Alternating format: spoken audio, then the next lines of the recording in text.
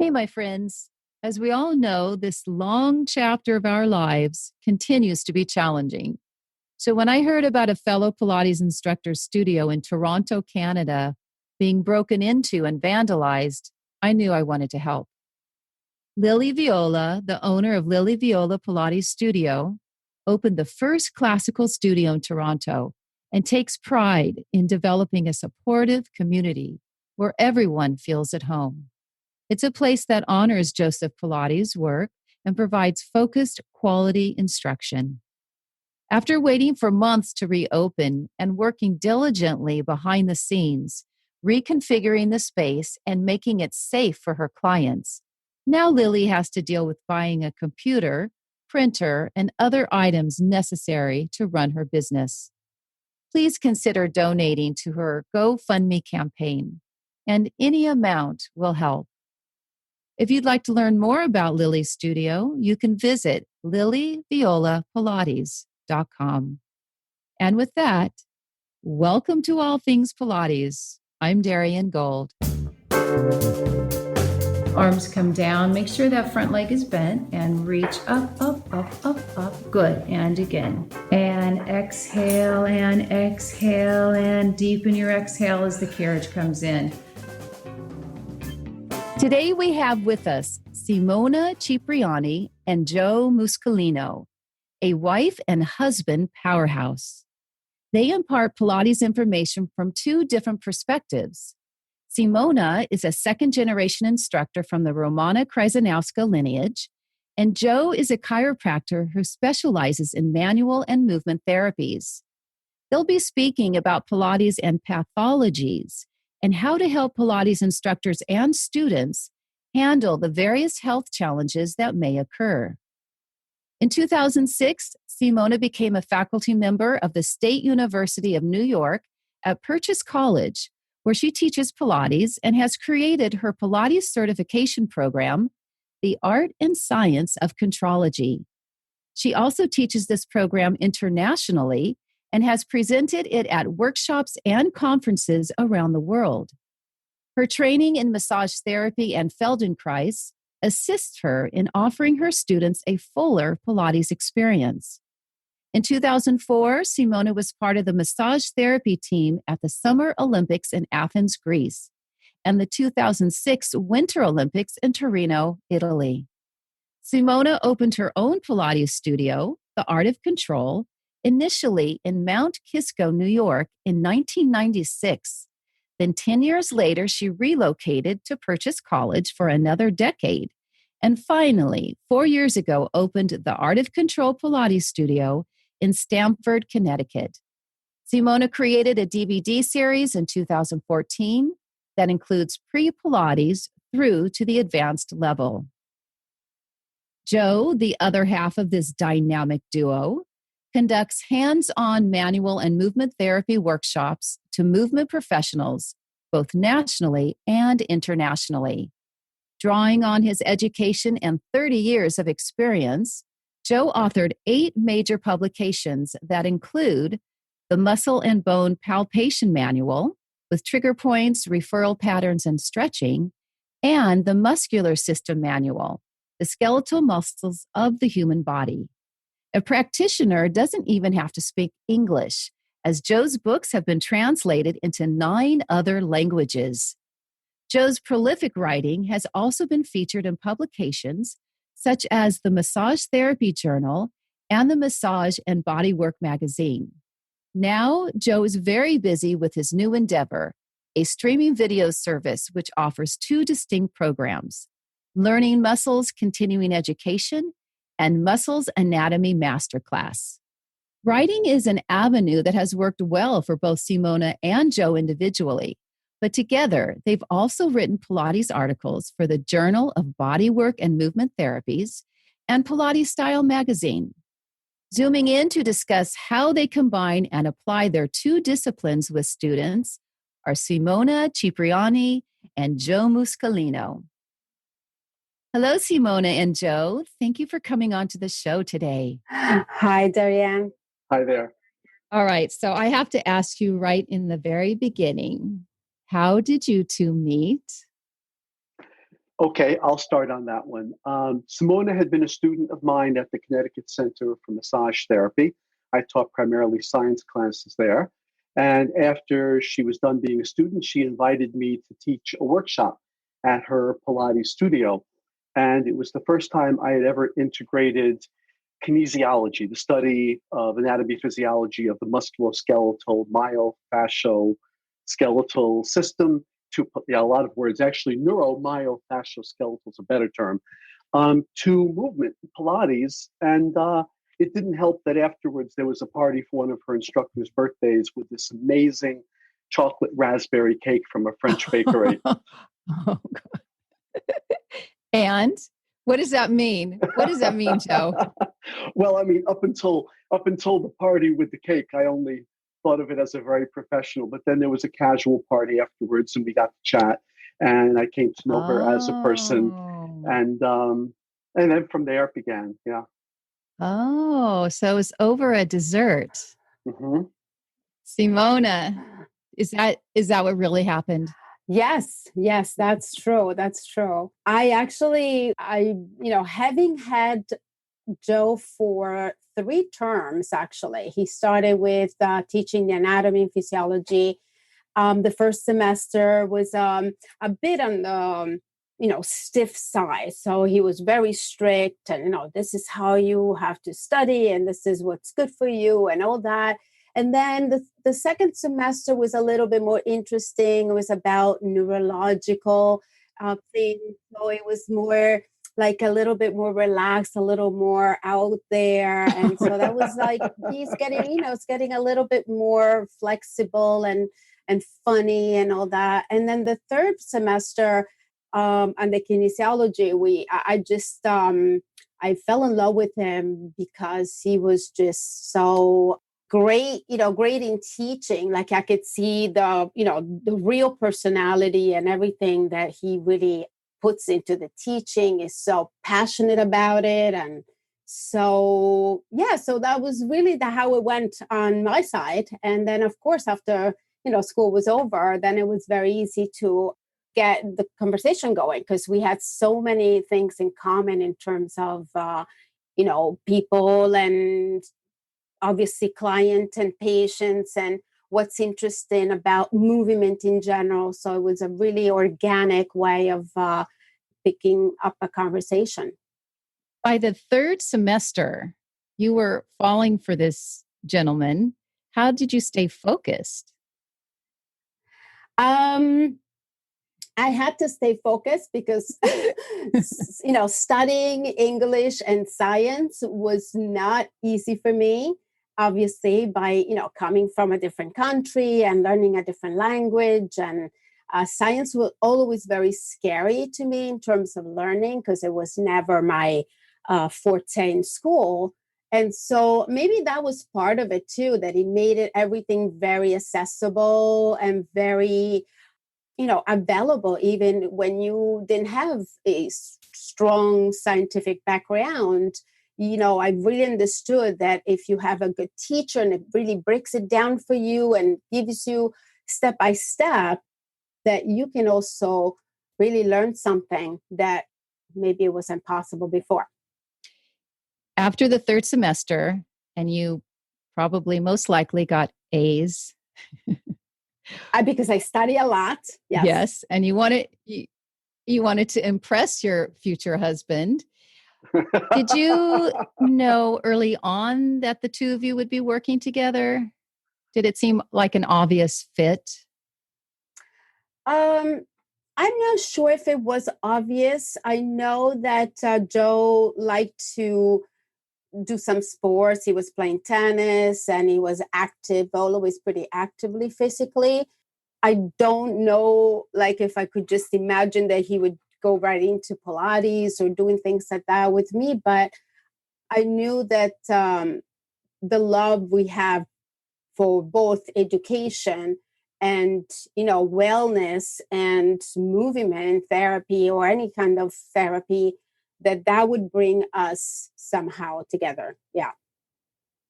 And Joe, what for you has been one of the most satisfying parts of coming together Pilates and Mhm. perhaps otherwise? Two thoughts come to mind. The first one is that I was mostly involved. I still am probably more, but I was mostly involved in the world of manual therapy. I would teach massage therapists, physical therapists, chiropractic physicians. It was through Simona that I entered more into the world of movement therapy, which is very dynamic, right? Movement is dynamic by definition.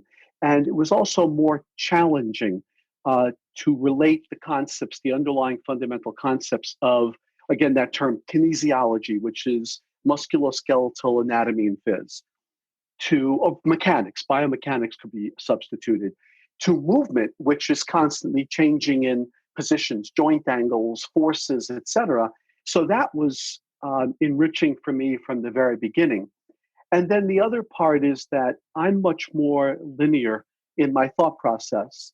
And Simona is much more intuitive and creative. And I think she kind of flies a little more, but I keep her more grounded.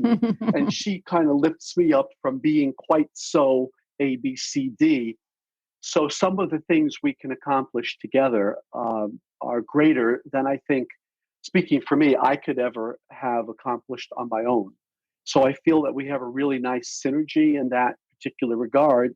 Also, because my world is here, it's like one sphere, and her world is in a similar sphere, but they're not, they overlap a bit, but they're not fully overlapping. So there's this congruent area where things come together, but we can enrich each other's sphere by the rest of our experience and knowledge base. Would that show up in terms of new students coming in and how you assess them?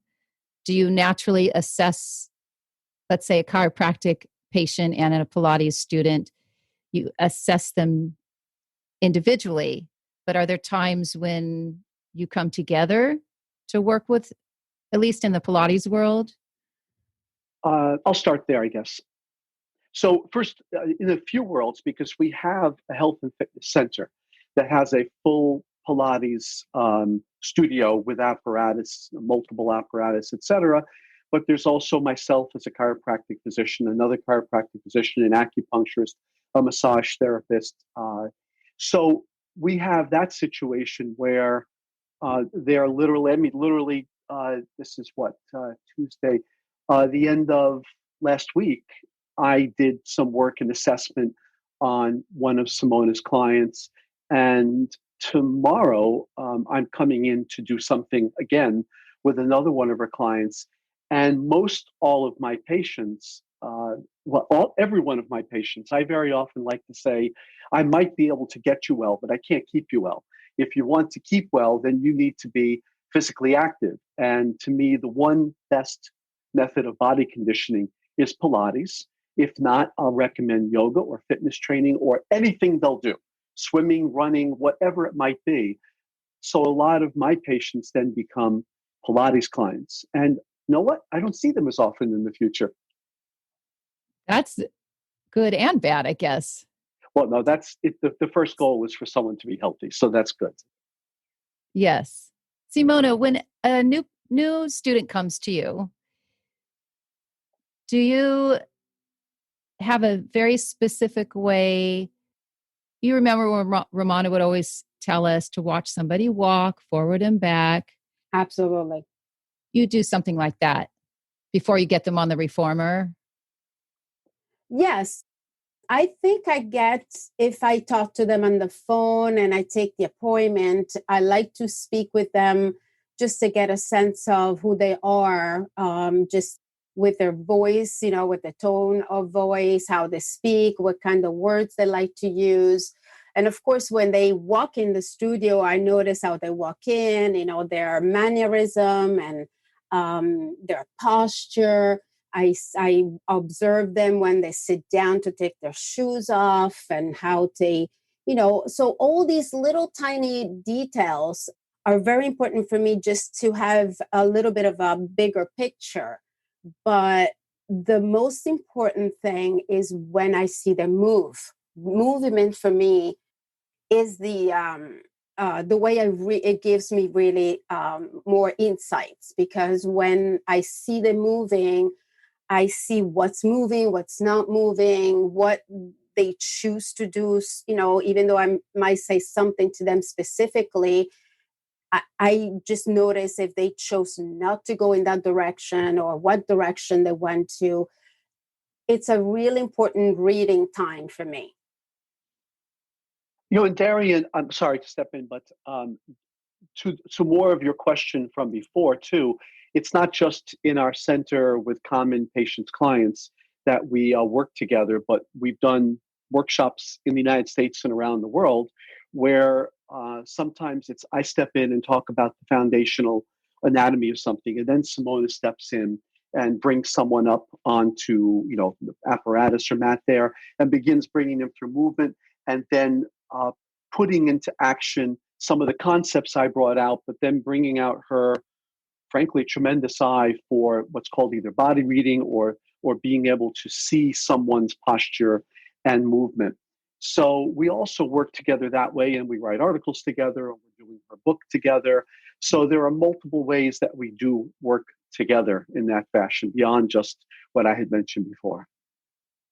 And the fact that it is so comprehensive makes future Pilates instructors probably not only more capable, but they have a larger grasp over what's possible with our work, but with this foundation that Joe was talking about, because we didn't have that. I always asked for that way back when, but that was never a focus. And I think because especially Romana believed in the work so much that even if you didn't know anything other than the actual repertoire, the person you're working with would be fine, would be taken care of. Yeah, if I just step in for a second, is like I was saying to you, you were saying about Romana observing people walking on the street, right? She always taught us about how to observe people moving, whether or not it's walking in the studio or walking down the street. That was a really big thing for her as well. And I also wanted to add that, obviously I feel comfortable about my intuition. Like I feel comfortable that what I feel, what I see, it's what it really is for me to have a sense of what that person, needs.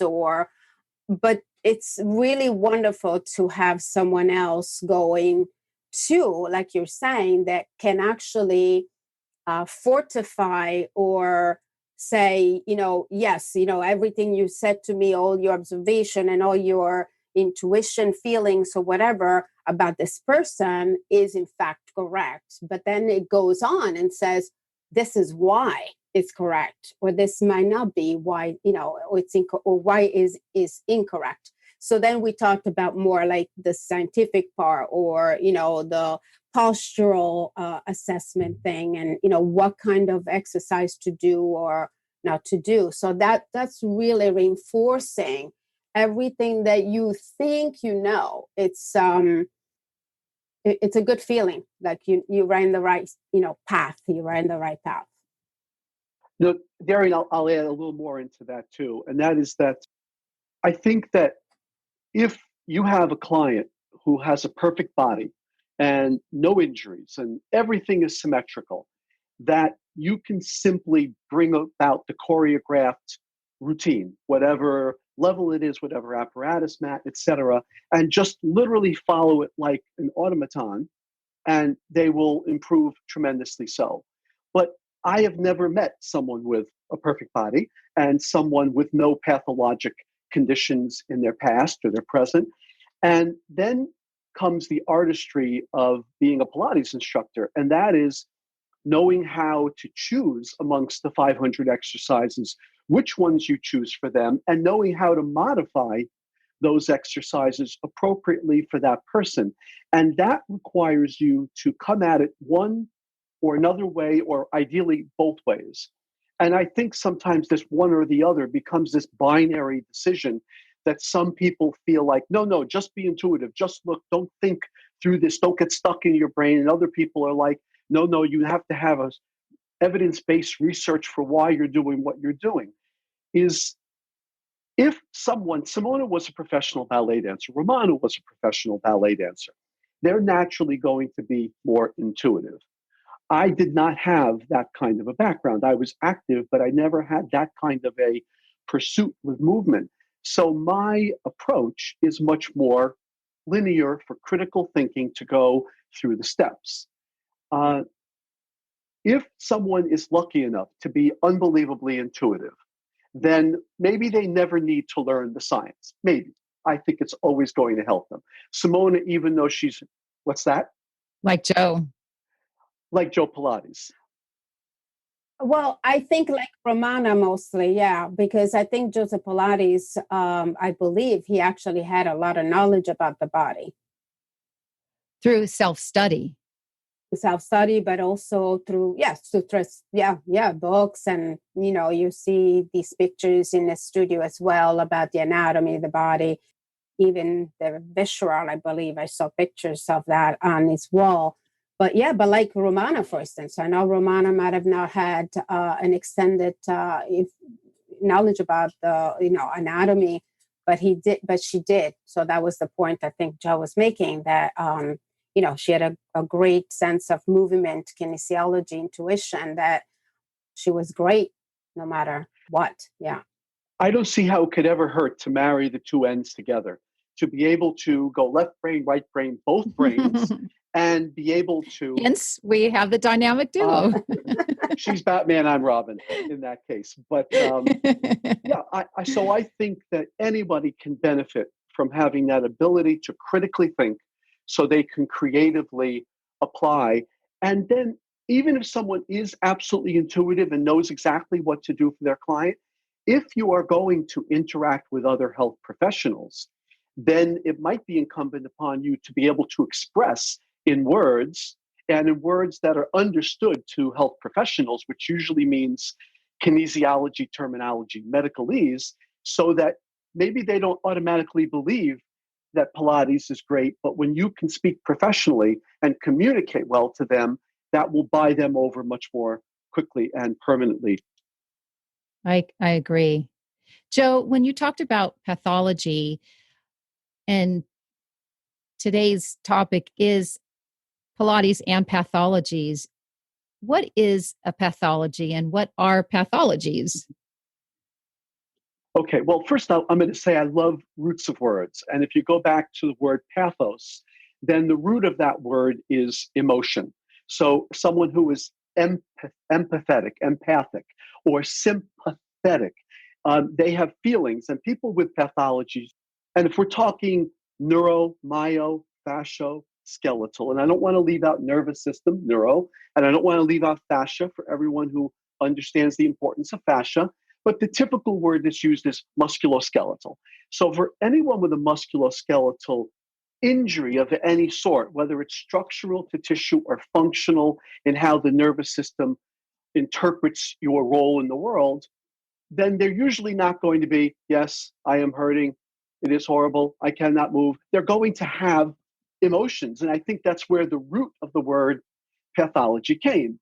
But pathology means some type of injury, whether it's repeated micro trauma leading to something, or one big macro trauma injury that we normally associate with the word injury. So something is wrong structurally or functionally.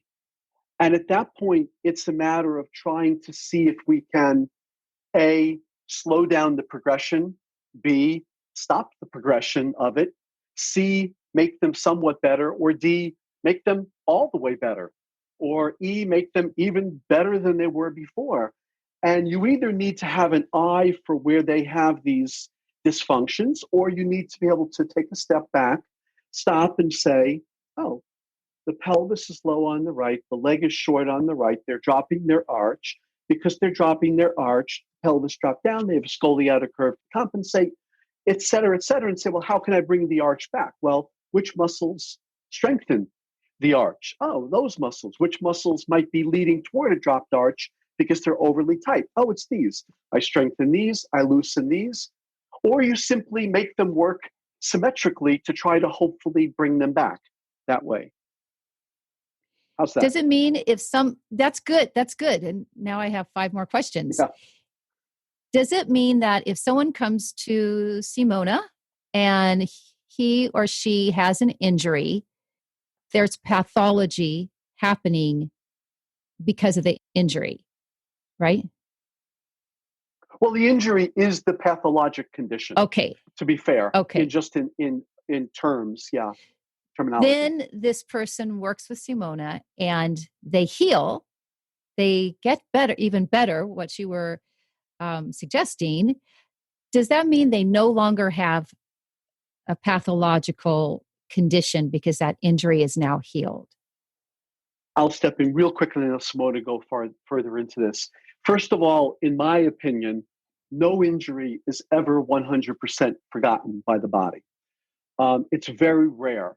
If there's structural damage, there'll usually be some type of scar tissue that's there. And that scar tissue is usually never as elastic and giving as what the original functional tissue was. And that doesn't mean they can't become even better in their health than they were before, but it's because of compensations that you do to make them healthier, right? You can increase the stretch for the rest of the tissue around it, et cetera.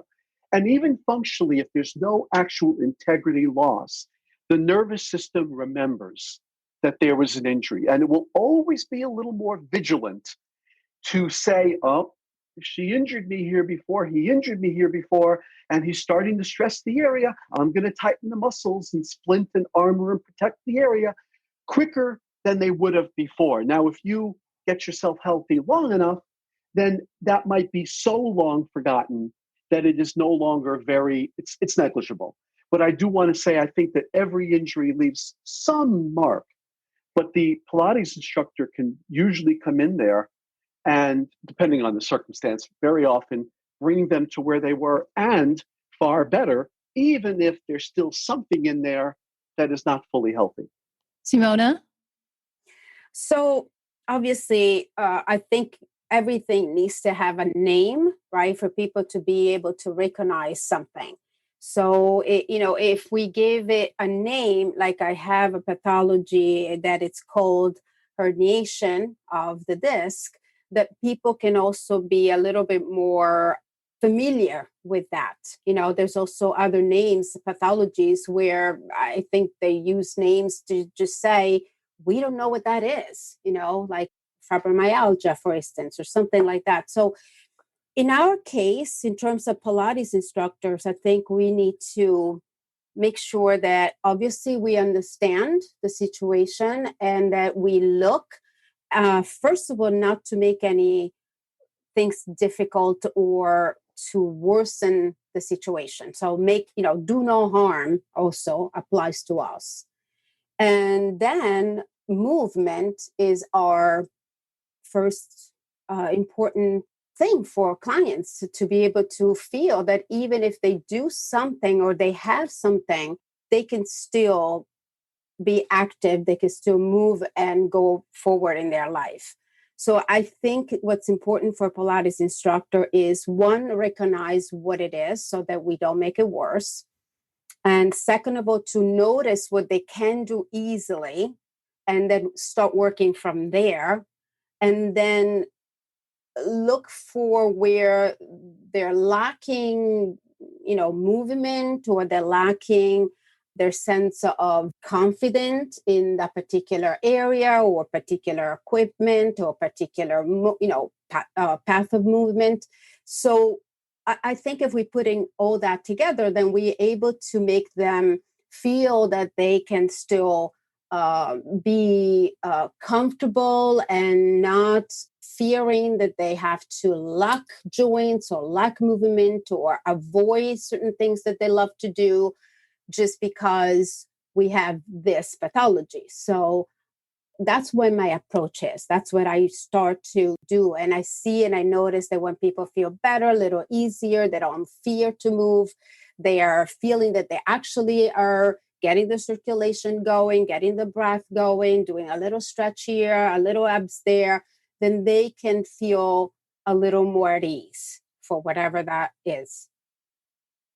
Then if we take that idea and that concept to Pilates instructors, I know that you have said that fear is just a lack of knowledge.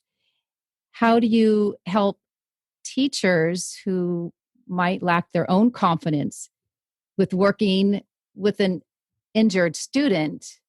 What can you say to these type of instructors? They just don't have the background or the experience. So someone comes to them and they have a big injury or they're coming off their post-surgical. What can you say to these types of instructors that lack the confidence? Well, I mean, we have an incredible method, right? We have a system. So if you have learned the system, you also learned, like Joe was mentioning before, you learned progressions, you learn the variations, you learn modifications, you learned to ask your client, how does that feel? You learned how to look at the move, what they move, and how they move. You also learn to ask the doctor, making sure that you're doing the right thing. So communication doesn't have to be directly with the client. Maybe perhaps it could be directly with their physician or physical therapist or massage therapist, whoever they go to just reinforce that what you're doing, is the right way to go, right? So yes, of course, I mean, the first thing I want to say is learn your anatomy no matter what. It's your body. It's not just the person you're working with. It's just your own instrument. And if you don't know your instrument and you don't feel it in your body, you don't understand why the progression that they taught us have a purpose, then why the number one exercise comes number one and not 3, 4, 5. There is a natural progression also of the pattern of the movement that we're teaching.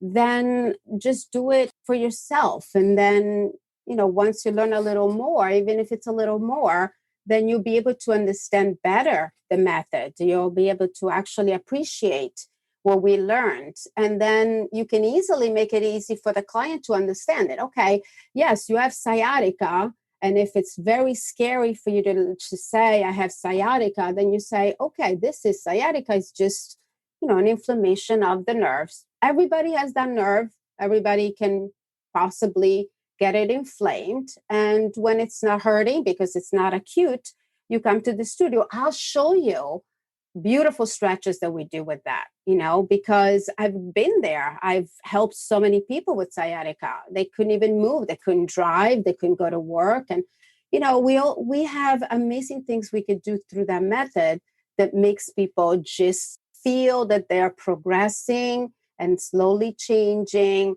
and they're also not in pain. So, it's a matter of understanding how to teach it step by step, making sure that you don't fear these words, make sure that they understand what the words mean, and tell them that we have a very comprehensive method that most of the time, I would say 99.9% would help the person.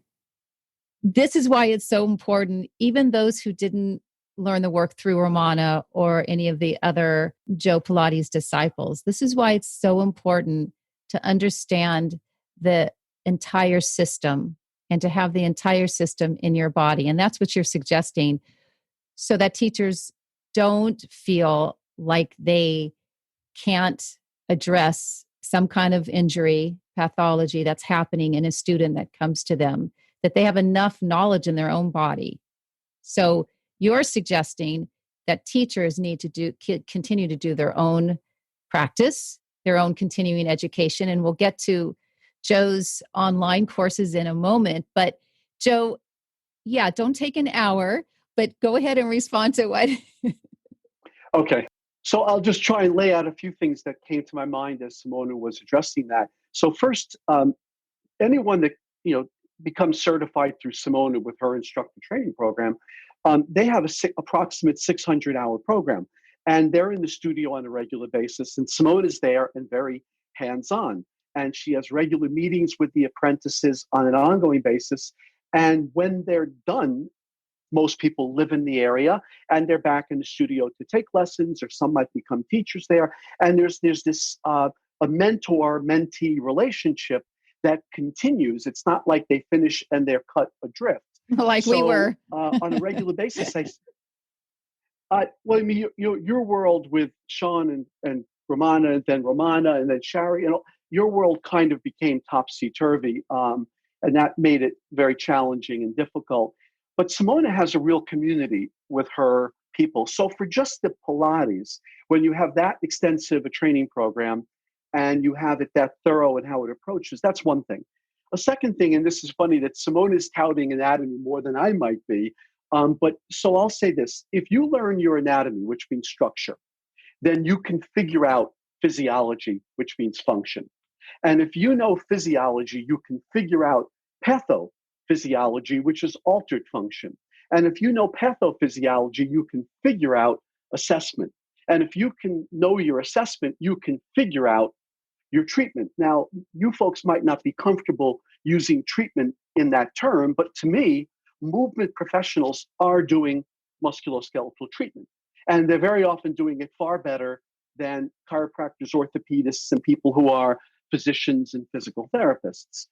So it all stems from knowing anatomy. And anatomy sounds fancy and scary, but it's just Latin for upcut. Anabolic steroids build up your body, and tome means cut. A tome is like a book of pages, cut pages. Anatomy's cut up. They cut it up, and they looked at these pieces they had, and they named them. That's all it is. Anatomy is a big naming game, which is mostly Latin-based. And 75% of English comes from Latin. We might be a Germanic language from the point of view of grammar construction, but from vocabulary, almost every Latin term has an English cognate that you can look at and say, oh, I see why that's what it is. So you don't even really have to memorize anatomy that much. You can look for similar terms in English. So once you know your anatomy, which frankly doesn't thrill me that much, anatomy is boring, it's naming. But function, physiology is exciting. So anatomy gives you physiology, gives you pathophysiology, gives you assessment, gives you treatment, which means everything in some level, if it comes from critical thinking in the mind, comes from knowing your anatomy. Do you lay that out online? Always. It's fantastic. Always, yes. Yeah. I always look at things from a point of view of mechanics. And mechanics, and this is another thing, we use Newtonian mechanics that began in 1687 or in 89 when Newton published his book. And those same mechanics exist today. I mean, Einstein upgraded it, but our clients aren't moving at the speed of light. So Einsteinian mechanics don't change physical mechanics of Pilates and movement and all that. And people know mechanics in their own body. It's just a matter of taking a step back and putting fancy words and seeing how it fits step A, B, C, D. And if I always like with my students to say, listen, you're not going to know everything as soon as we say it and go over it. But once you've heard it once, you're going to next time go, oh yeah, that's right, I've heard that, which is better than the first time you hear it, which is, huh? Right. So, oh yeah is always better than huh. And you need to be patient with yourself, that it takes time with a good textbook, a good instructor, good online resources, whatever, to be comfortable with this. But when it's taught in a step-by-step approach, each step is easy and simple. And that's what it's really about, is finding a way to make it approachable. Do you two have a success story that you can share with our listeners using chiropractic, other manual therapies, and Pilates? A guy or a gal comes to you injured. I mean, if I can step in, after almost 30 years of teaching, and also I'm sure Joe as well, in terms of being a chiropractor, there's been many successful stories. They're not like incredible, but in terms of their own element of what they needed to achieve, they have achieved it pretty quickly. You know, I mean, Pilates is both of you together, with both of your modalities together. Yeah. I mean, because what happens is like Joe said before, he's able to quickly take that pain, right, out of that joint or the body parts, just maybe 3, 4 at the most. And then they're doing well. They can move, they can go back to work. And whether or not it's a joint problem or the muscle. I mean, Joe is incredible with muscle too. It's not like the typical chiropractor where you go there, you're being adjusted and you're done, which is it's great. I mean, people are, really good at it. But he also spends a lot of time talking with the client, figured out why, where is in the muscle. He does massage therapy, the physical therapy with the machine. So they get better right away. But then the problem is what caused it? What was the cause of that problem, and how do we not go back to that place, whether or not it's posture or some kind of pattern that they do while they're working, or maybe it's something psychologically that they have to, then that's where we come to, that's where we come in, right? And so Joe and I have multiple client / patient that we worked with each other and together, and they don't go to see him very often, but once in a while they have to go there because they get a little bit more, stiff on the neck or lower, they still have a low back issue. But with us communicating with each other, like for instance, even just a few days ago, I said to Joe, I'm going to send you this person again, because that was a person that he already saw before, but this time I want you to measure it. I still feel that there's something going on there in terms of this different level on the pelvis and legs. And that's what he did. So now, we have make sure that that person now is, more level. Yeah. So it's like even small little things like that really makes a huge difference in the client's life. And they can feel that they can go to him and ask him the question about the actual science part. They can come to me to make the shifting in terms of the exercise that they can do at home. And it's a team of work. And that's what I love the most. Yeah, I'll say it's a little hard to answer that question because I'm trying to think how I can answer it without betraying confidentiality. But I'm thinking of one patient client of ours from Westport, if I can say that much, Simona, who saw Simona regularly, but I kind of began with him more. And actually, he also got acupuncture. I mean, he did a number of things. And he got to a point where he became very strong and sufficient and self-stably sufficient to be able to no longer need to really see me, so that he could really continue on with Pilates. I can think of a particular client of Simona's from New York City who was supposed to have surgery for a disc problem. And I saw him once for an assessment to give Simona more depth and breadth on it, but he never had the surgery and he ended up being fully functional and fine. I can think of a patient of mine who lived a little bit away from us, so she didn't see Simona for Pilates, but she came in to see me a number of times, and then Simona recommended a Pilates instructor in her area, and this woman actually almost died, and when she was first seeing me, she was in a wheelchair, and she was actually groggy and out of it. She got a scratch in her ankle from a cheap pair of plastic sandals that led to an infection, that led to her being hospitalized, that led to her entire system coming down. And I'm trying to remember why she was even first brought into me. She had been a patient before, but she gradually, through Pilates, beginning on a reformer, because she couldn't stand and do exercise. And Joe Pilates realized that something like a reformer or a Cadillac allows someone to have more stability lying down, and they don't need to be as stressed in their body with exercise as standing up and doing jumping jacks. I'm being a little facetious here. But she gradually went from a wheelchair to a cane, to walking unsteadily without a cane, to walking fine. And she used to come to my office toward the end, and as other patient would come in when she was leaving, this man saved my life. And I'm blushing, and it wasn't me. It was the Pilates that saved her life. But it was another classical instructor that Simona had referred her to. So most of the time, I look at my role as being to get someone out of their acute stage and get them to a point where they're stable enough that the exercise is safer for them. And I know that there are people that might disagree, but when it comes to a marriage of manual and movement therapy, I think manual therapy is safer in the beginning to get rid of the very tight spots, the compressed joints, etc. If I make it sound a little too simple, pinch nerves, and then to get them to where they're more stable to be able to take the physical stress of the exercises to be able to go from there. And I really want to make a point that all manual and movement therapies are by definition stressors to the body.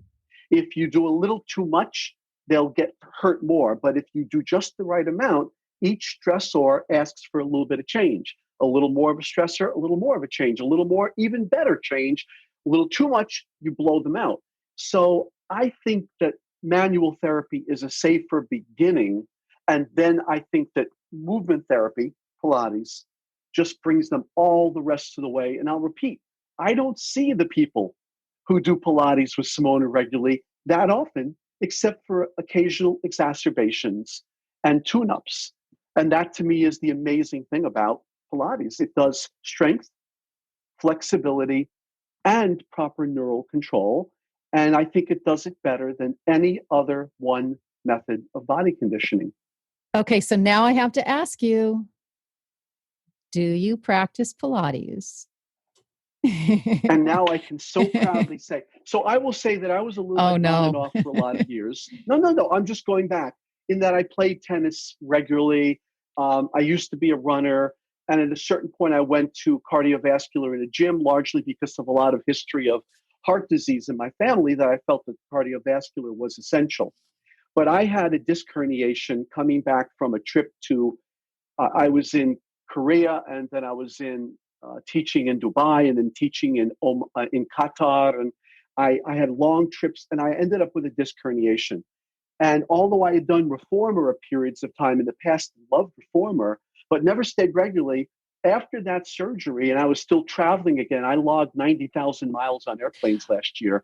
I went to Pilates mat, and Pilates mat is what brought me back. Okay, wait a second. Oh, that almost rhymes. Wait a second. Are you saying that because you were on an airplane and different kinds of cars for those 90,000 miles or whatever, so all that sitting created the environment for you to have a disc issue?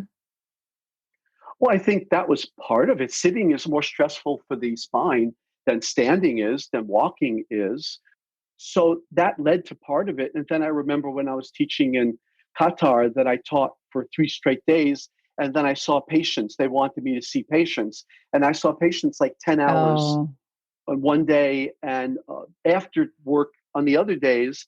And it was just, I think it was an accumulation. And I wasn't exercising when I was traveling as regularly because I wasn't playing tennis. And I didn't have the Pilates reformer. So it was a combination of things. But I've been doing Pilates mat every day, 5-6 days a week regularly for the last year and a half-ish. And I'm about an intermediate mat level with, I really say this. One of my favorite sayings, Darian, is follow the person who seeks truth. Beware of the person who has found it. I don't think there's any one choreographed Pilates routine that is always going to be right for everybody. So I knew I had the ultimate stamp of approval when a month or two ago, Simona saw me working out and said, "You have a nice little routine there." Because I was not doing the routine in order, because for me, after the 100, I can't do the roll-up. At least I never used to be able to. I was too stiff. Thinking of doing the roll-up then would have just scared the hell out of me. So I went into single leg stretch, double leg stretch. I did other things, and I've mixed it up a bit. But now, and I was just talking with a fellow Pilates instructor, apprentice of graduate of Simona's yesterday, and I was saying to him, because he once worked me out and said, when you're ready, you might want to go back to the routine as Joe taught it. I think there's a wisdom to it. And I just said to him yesterday, Joseph, his name is Joseph also. I think that I now feel strong and stable enough that I might be able to go back and reorder what I'm doing. I couldn't have then, but maybe I can now. To answer your question, yes. Yes, that's yes. Now, Simona, Well, it only took me 15 years to get him to do the math. So we're going to start the reformer very soon. That's what I was But going to ask you. oh yeah, no doubt about that. But I just wanted to pick up one more thing before on the original question about the people that we shared, the patients that we share. And I wanted to just talk about this particular patient because it was very interesting for me. Not so much about having had to work with him, was discovered as I was teaching him and progressing him. I could sense that there was something off.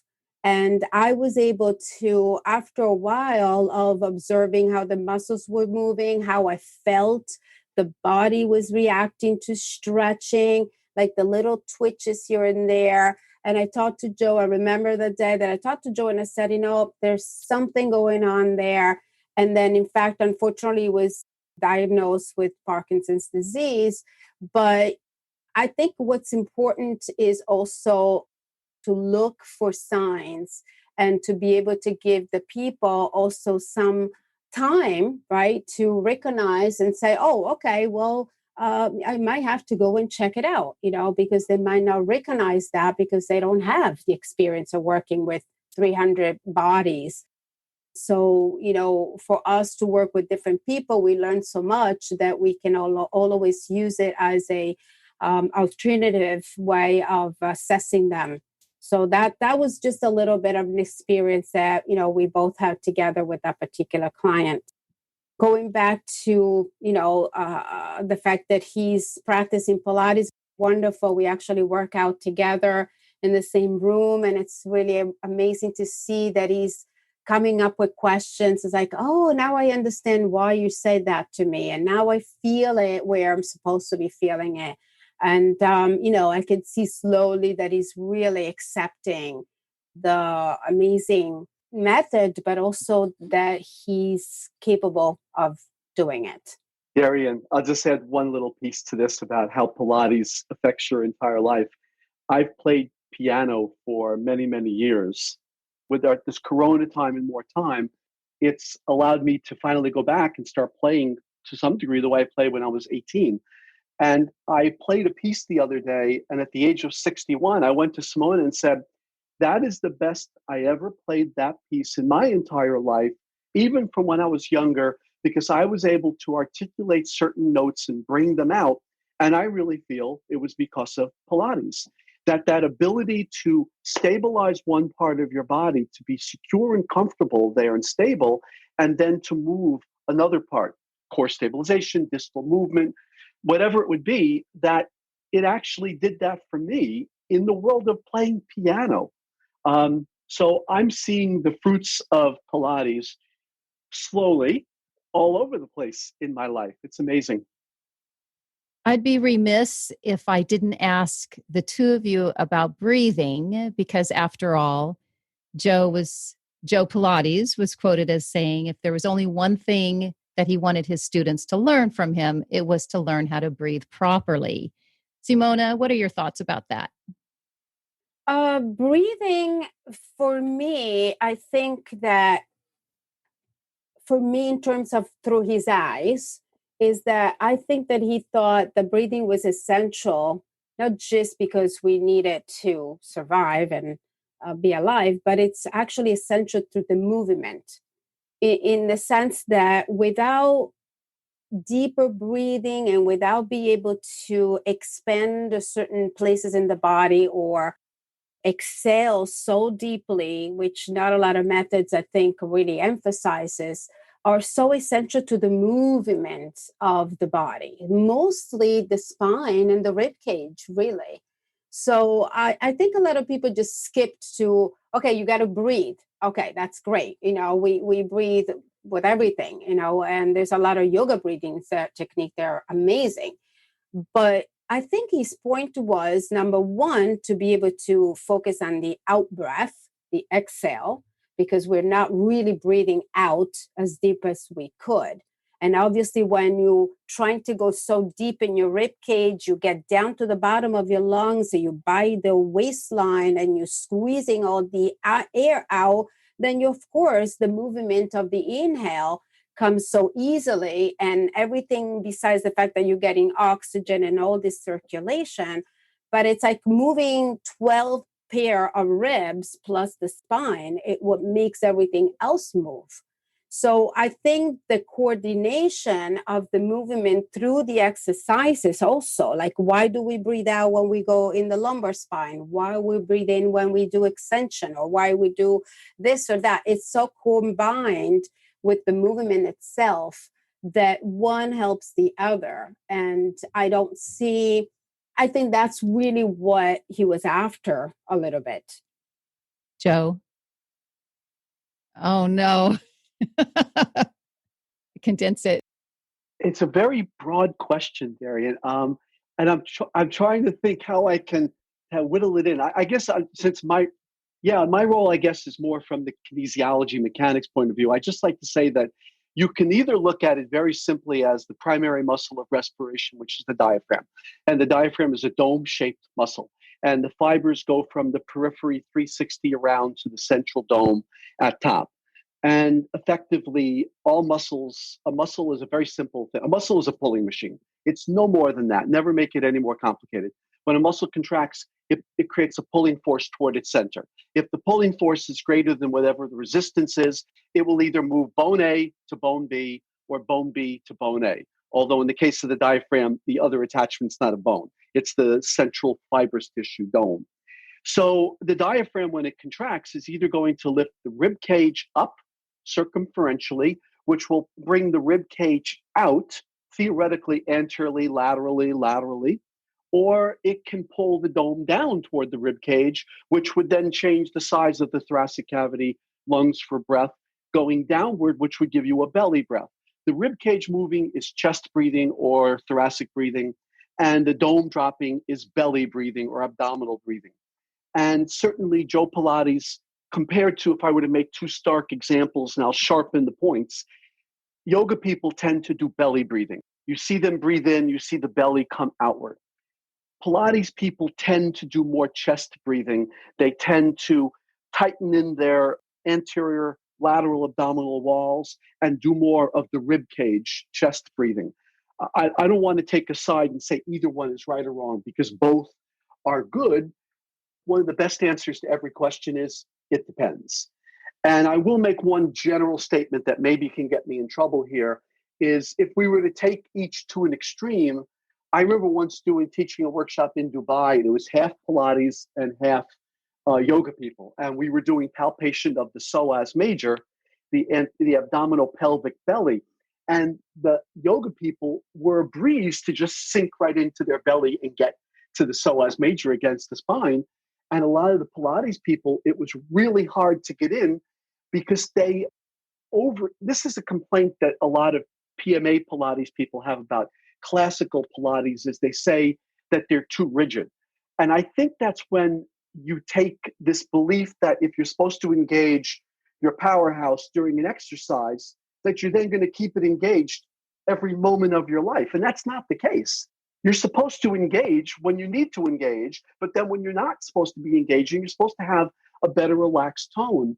So there are a lot of Pilates people that overdo that kind of engagement of the abdominal wall, chest breathing. And even Joe was a bit chesty there, and maybe it was the cigars and maybe it was the fire in his studio, but maybe it was the asthma he had as a kid. I just say that's the diaphragm. The diaphragm can help you do chest or belly breathing, and it only helps you breathe in. Breathe out happens naturally from natural recoil. But then there are tons of accessory muscles of respiration that then it gets more complicated, and we'll leave that when you want to do a conversation on just breathing for an hour. Okay, thank you. That was clear. Okay, even though it was abbreviated, because I know you have 16 more hours to talk about it. Yeah. Simona, your studio, I'm assuming, closed the Art of Control during this COVID time. Or have you opened again? So I actually came from Korea during the COVID because I was teaching in Korea. So I had to come back a little early for that reason. So I had to travel back home. So I missed the 2 weeks because I had to be home and do my quarantine before I went to the studio. And at the end of my quarantine, getting very excited to go back to the studio, everything else closed. So I started here in the States. So I started, even earlier in a way. And it's been, it was closed basically from the very, very beginning till June 17th. That's where we actually reopened in Connecticut. And it's open, but a lot of people are not back yet. And we are changed a tremendous amount of things at the studio. Obviously, as you can imagine, try to rush my business into going online and doing videos and meeting with my apprentices on Zoom. And I've been extremely creative in terms of using my imagination to create these workouts at home because, people, of course, you teach mat, but then you don't have the mat with the straps and we don't have the mat with the pole, or all these little accessories that usually helps people in the studio. And so I just basically went to the wall, right? So I went to the wall and I combined my wall exercises with mat and, Yes. using the broom, the stake of the broom, and using all this piece of equipment to help them online. And, now I see a little bit at a time that people are starting to come back to the studio, mostly my students really, because they really want to practice with each other. Of course, we use all the precautions to be able to keep everybody safe and wash everything afterwards. Everybody wears masks and but it's been extremely difficult. Yeah. And in terms of online, is that the reason why you started your online 2 programs, Joe? Was that the motivation? No, I started that almost 5 years ago, the first one. And the second one actually will be 100% rolled out a week and a half from now. But I started because I was traveling all around the country and the world, and I was somewhere, I think in Australia, and someone said to me, well, when are you coming back for the next workshops in this series? And I said, I'll be back next year, like that. And they were like, next year? I have to wait a year before I continue in this study. And it just kind of planted a seed in it actually was the fertile ground for the seed that had already been planted. My son, who's in his early 30s, had said I should be going online. And Simona had said it would have been a good idea. And a few other people did. And it really it caught me at that moment. And so I started a ways ago, and I already had a lot of DVDs. I had 13 DVDs. So I dumped them in right away. And I've been loading 7, now 10 videos a week into it. And Wow. I'm now over 2,150 videos in the Learn Muscles Continuing Education. And it has a lot of anatomy, physiology. It has an entire Pilates folder with a lot of Pilates content. It has a yoga folder. It has an assessment folder, a pathomechanics folder. It has a complementary alternative medicine, but it's mostly manual therapy and movement therapy. And then I began the Muscle Anatomy Masterclass, which is an organized class of 5 videos per muscle that covers, not everyone has to always look at everything, but it has near 1,000 video lessons in it. And that's my new Wow. baby. How does someone join? You go to my website, and it's a streaming subscription. You can do it monthly. You can do it yearly. And you just go to my website and you'll see What's your the pages website? for each one. What's your website, Oh, Joe? right, of course. Learnmuscles.com. www.learnmuscles.com. Okay. Simona, what is your website? My website is artofcontrol.com. www.artofcontrol.com. And you two are writing a book together. Well, Joe has written many, many books, but this one that I wrote was with Joe.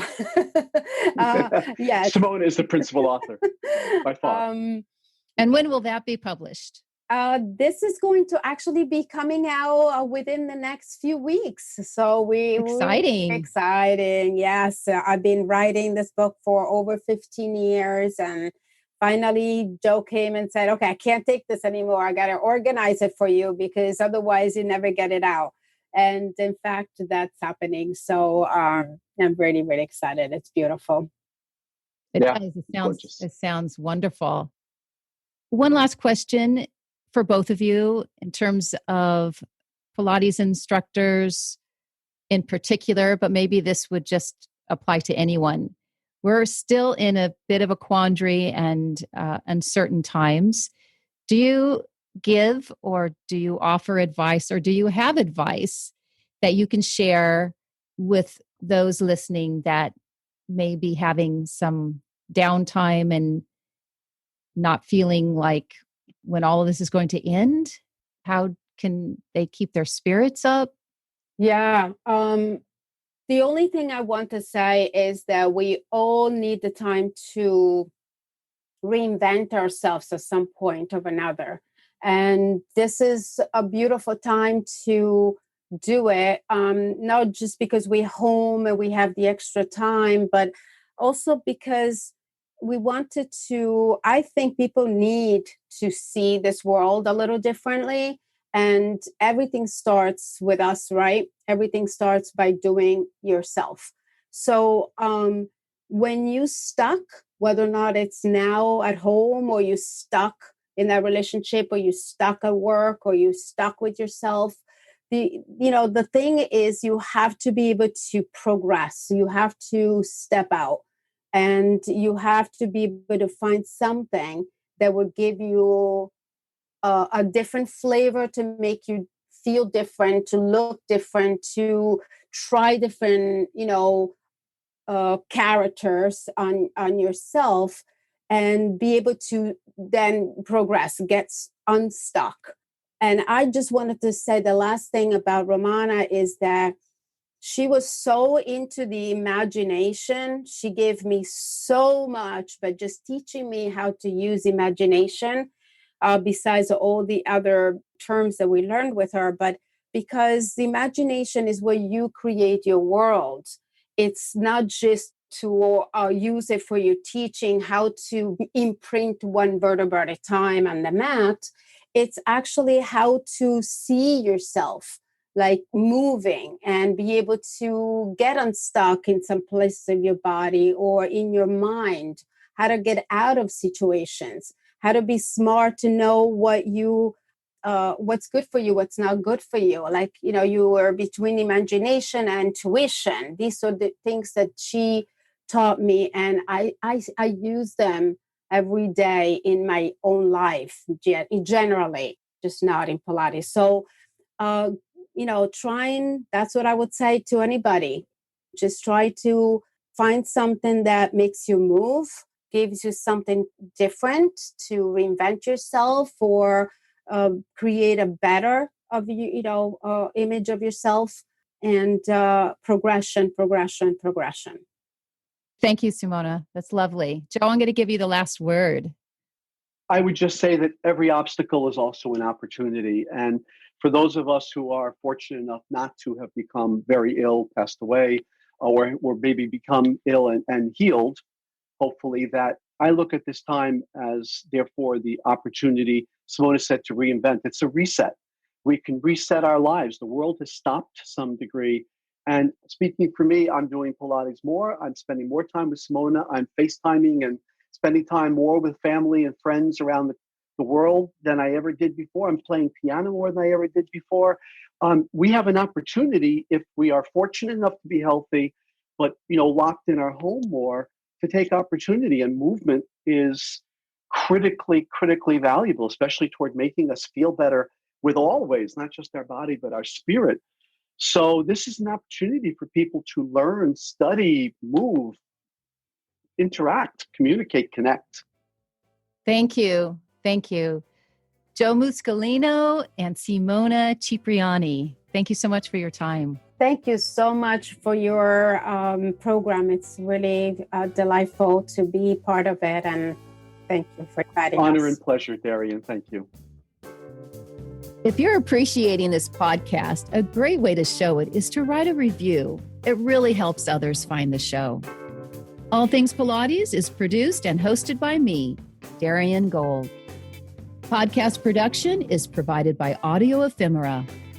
I'm Andy, the audio engineer for All Things Pilates, and I'm also a student of Darian's. My Pilates practice has strengthened my core and, more importantly, given me a new awareness of my body and its abilities. Darian doesn't hold back, but it's fun, and I always leave my sessions feeling energized. And I'm not the only one. Hi, this is Beatrice from Germany. I have been practicing Pilates with the two Darian Gold apps since 2012. Now in summer 2020, I was happy to discover that she was offering online classes, even some that I could participate despite of the time difference of 9 hours.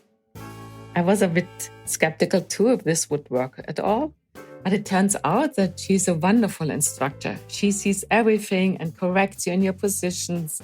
But there's also a lot of fun as well. And it's so nice to exercise together with many people from all over the world that share the same ambition and motivation and spirit. Visit DarianGold.com to view her online class schedule. Also, try one of her apps, available on the App Store or Google Play. And to keep up with Darian and all her new interviews, subscribe to this podcast. Until next time, health is wealth.